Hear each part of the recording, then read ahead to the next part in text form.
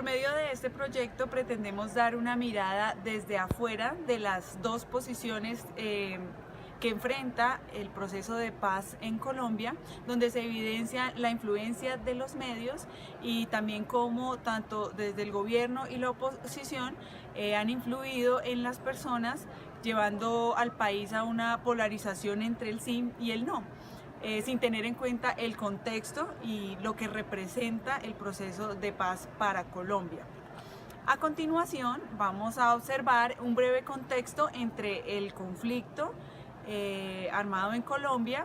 Luego vamos a ver cómo se desarrollaron todas las actividades o todas las campañas para la votación del plebiscito y finalmente haremos unas entrevistas donde se observa la posición o los puntos de vista de personas de diferentes clases sociales, de diferentes vertientes políticas y personas directamente afectadas por el conflicto.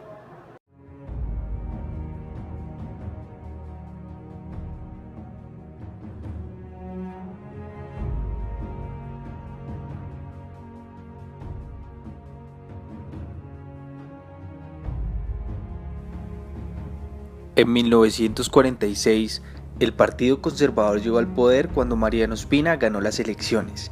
Al querer evitar la violencia, le repartió puestos a sus opositores, pero al no lograrlo en todas las regiones, las disputas aumentaron. Poco a poco los abusos de poder y la compra de armas por parte de los liberales empezaron a anticipar un enfrentamiento. La violencia estalló en 1948 con el asesinato de Gaitán. Sus seguidores provocaron disturbios en todo el país. En Bogotá, desde las emisoras vociferaban: "Vamos a hacer la revolución", pero no lograron una revolución y solo generaron más violencia. Los pueblos se convirtieron en tumbas, se formaron guerrillas liberales y ejércitos conservadores que por igual desplazaban a las familias de sus tierras.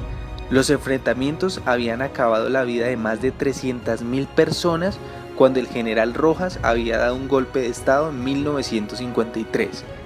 Rojas decretó una amnistía general y la mayoría entregó las armas.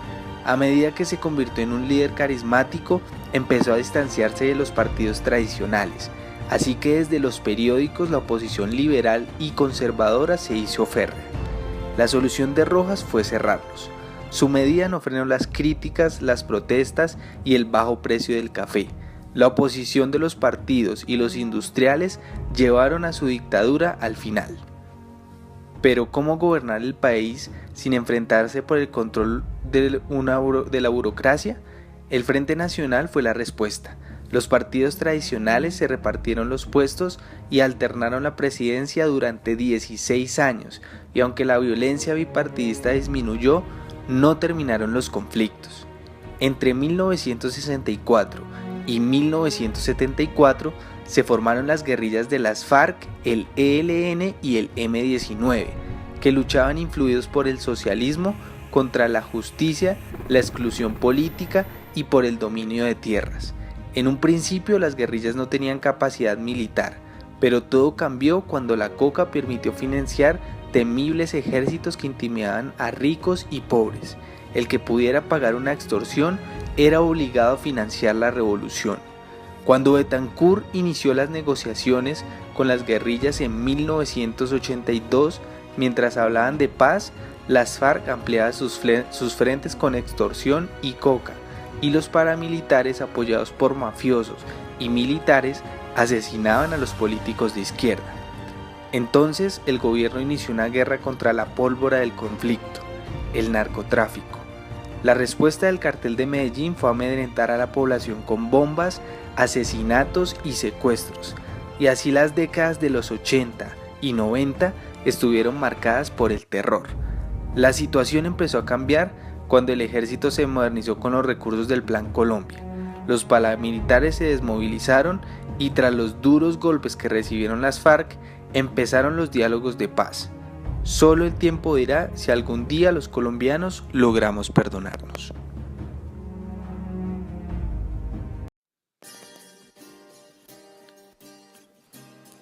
Colombia pasó por una montaña rusa de emociones la semana donde se llevaron a cabo las votaciones del plebiscito por la paz. donde el lunes 3 de octubre amanecimos con incertidumbre sobre el rumbo del país. Y apenas a los 3 días siguientes, la selección Colombia gana un partido por la eliminatoria que nos volvió a unir como colombianos. Y finalmente, terminamos rematando el viernes con que el presidente Juan Manuel Santos recibió el Nobel de Paz, un espaldarazo de la comunidad internacional al proceso de paz. Tras esta semana, se logró evidenciar que nuestro país quedó más polarizado de lo que estaba y con muchas preguntas y cuestiones de por qué el triunfo del no en un país que lleva más de 50 años de conflicto, que ha tenido 8.100.000 víctimas, 225.000 homicidios, 87.000 desaparecidos y más de 7 millones de desplazados, terminó sin aceptar unos acuerdos con un grupo guerrillero que ha hecho mucho daño al país, pero que por otro lado entendió que por medio del conflicto armado no es el camino para exponer las diferencias. Quedó demostrado que Colombia es un país más religioso y de derecha. Según Edgar Castaño, presidente de la Confederación Evangélica de Colombia, dijo que de los 10 millones de fieles que tienen en sus congregaciones, posiblemente unos 4 votaron y la mitad de ellos lo hicieron por el no. Se supone que estos factores no deberían afectar la democracia, pero por el contrario se refleja una profunda confusión y en cierta parte una falta de criterio para entender que un acuerdo de paz no va a homosexualizar un país y que por el contrario abre la puerta para la inclusión y libertad de género. En Colombia aún se resisten ideologías y pensamientos del medioevo. No podemos continuar construyendo nuestra opinión crítica a partir de la religión y los canales nacionales. Lo más triste del asunto fueron los resultados que hablaron por sí solos, y se concluyó que en las regiones más afectadas por el conflicto ganó el sí, y en las regiones centrales ganó el no. Esto se debe a que los referentes mediáticos del conflicto armado, es decir, noticieros, prensa, redes sociales y radio, generan contenidos tergiversados y sus agendas e intereses no son del bienestar colectivo. Los factores que influyeron sobre la decisión de voto fueron una serie de falacias sobre el sí, donde se le dijo a la gente que al votar por el sí se le estaba dando el poder a los guerrilleros de las FARC y que el país caería en el castrochavismo como Venezuela. También que las FARC se les iban a refrendar con grandes cantidades de dinero y que además se les ofrecería impunidad por los delitos que habían cometido. Pues bien, esto habla de que el principal problema y obstáculo de la paz en Colombia no son las FARC, sino un país en el que pocas personas saben leer de manera crítica y no se mueven por las ideas sino por las emociones primarias como el miedo, la ira o la venganza. Por eso se requiere de un sistema educativo que sea capaz de transformar las maneras de pensar, de comunicarse y de convivir de los futuros ciudadanos. Por eso, si se quiere una democracia, se debe contar con una educación de calidad. Es necesario mejorar nuestros niveles de interpretación y argumentación, pero eso solo será posible si en nuestro país se le da prioridad a la formación.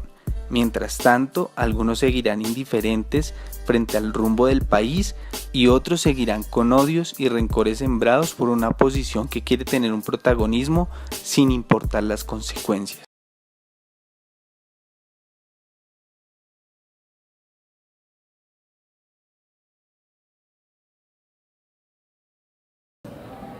Pues yo pienso que era lo mínimo que el gobierno tenía que hacer para poder aprobar o pues para poder preguntarle al pueblo colombiano si estaban de acuerdo o no con lo acordado en La Habana. Pienso que fue algo que se le salió al gobierno de las manos porque ellos iban muy confiados con toda la publicidad que hicieron, con todos los partidos políticos que los apoyaban. Ellos pensaron que tenían el sí ganado y pues evidentemente fue un golpe para el gobierno y eso demuestra pues que realmente la población colombiana no está para nada de acuerdo con las políticas del gobierno y con lo pactado sobre todo en La Habana. Pienso que los resultados del plebiscito demuestran una total falta de consideración del pueblo frente a los acuerdos. Creo que no solo fue la desinformación que se produjo, sino también la falta de pedagogía referente a unos acuerdos que son bastante extensos para una población que escasamente lee 2 libros al año y también una población que no conoce diferentes términos y tampoco está sumida bajo la idea de las víctimas y bajo la reparación y bajo la idea de que unos criminales no pueden quedar sin pagar. Creo que eso fue lo que más perjudicó a que no ganara el sí. Yo era uno de los convencidos de que iba a ganar el sí, pero efectivamente eso no fue lo que sucedió. Pero no, pienso que no fue solo la pérdida de una oportunidad de acabar la guerra de 50 años, sino también como esa evidencia de que no solo es incluir a la oposición o a las FARC o al gobierno, sino también al pueblo, porque ellos necesitan aprender a cómo sería un sistema político después de un acuerdo de paz. Bueno, yo creo que fue una forma de democratizar unos diálogos que se venían dando y una firma de la paz para darle la oportunidad al pueblo de que se expresase, ¿no?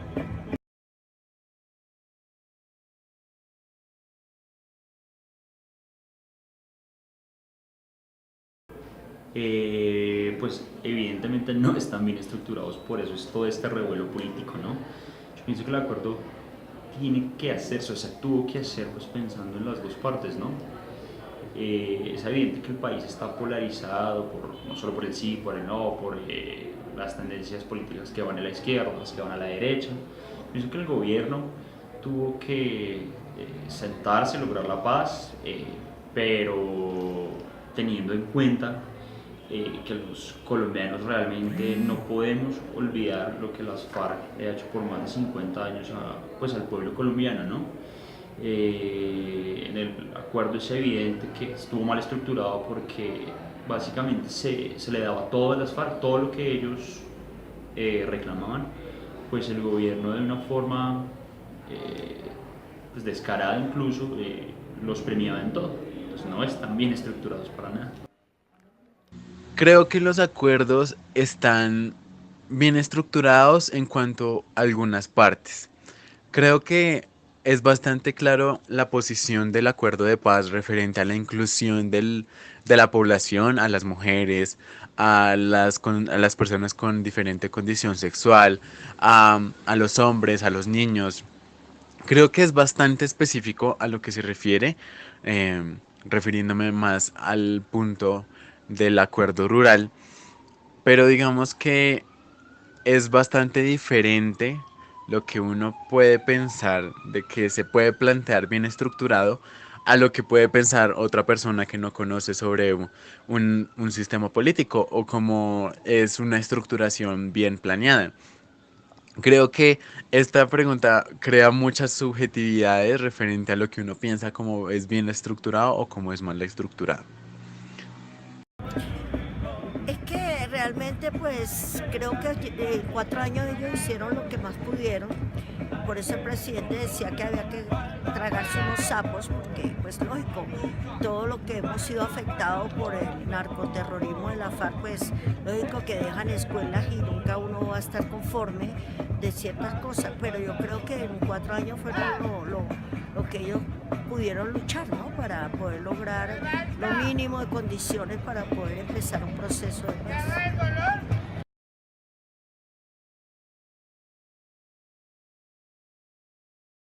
No, pues es evidente que el gobierno está despelucado, no saben qué más hacer, qué más inventarse. Yo no soy uribista, valga aclarar que no todas las personas que todas las personas que conocemos, pero no somos uribistas, sencillamente no estamos de acuerdo con lo que las FARC y el gobierno proponen. Esto evidentemente le ha dado un poder muy grande a las fuerzas de oposición al gobierno y lo que estamos ahorita es metidos en un problema grandísimo porque la polarización, lo que decía antes, es evidente. Los colombianos de a pie discutimos, peleamos, hay peleas en las familias por ese tema. Sí. Yo pienso que nos dejan en un hueco que nos va a costar caro salir de ahí y esto realmente se debe pues a que el gobierno hizo las cosas de una manera muy mal. Claro, las campañas de desinformación que generó la campaña del no fueron bastante fuertes. O sea, eh, crear mentiras, jugar con el miedo de las personas, jugar con los intereses económicos, los intereses políticos, los intereses sociales. Me parece que toda la desinformación que se creó por redes sociales, y no solo por redes sociales, personas que entregaban volantes en las calles, personas que replicaban mentiras, los senadores mismos por Twitter, por, por Facebook también, crear hashtags, como que era bastante evidente esa falta de información que las personas del no consumían, porque ellos eran fielmente creyentes. Incluso eh, uno puede llegar a pensar que las personas que iban con el no eran como el eco de lo que decía Uribe. Bueno, yo tengo la esperanza, la fe de que podamos lograr que el entendimiento, porque según los que votaron por el no, pues ellos también quieren la paz. Entonces yo me imagino que ellos van a poner de su esfuerzo a tratar de que parte de los puntos que ellos creen que son convenientes, compártanlos, yo no los comparta, pero aquí yo creo que todos los entes que están discutiendo en La Habana van a lograrlo, porque lo más importante que escuché de estos señores de terroristas de la FARC fue que ellos están dispuestos a lograr la paz, ¿no? Porque ellos se dieron cuenta que por las armas no pudieron con un pueblo, y entonces ellos ya entienden que tienen que ceder un poco, y yo creo que vamos a lograrlo antes de diciembre.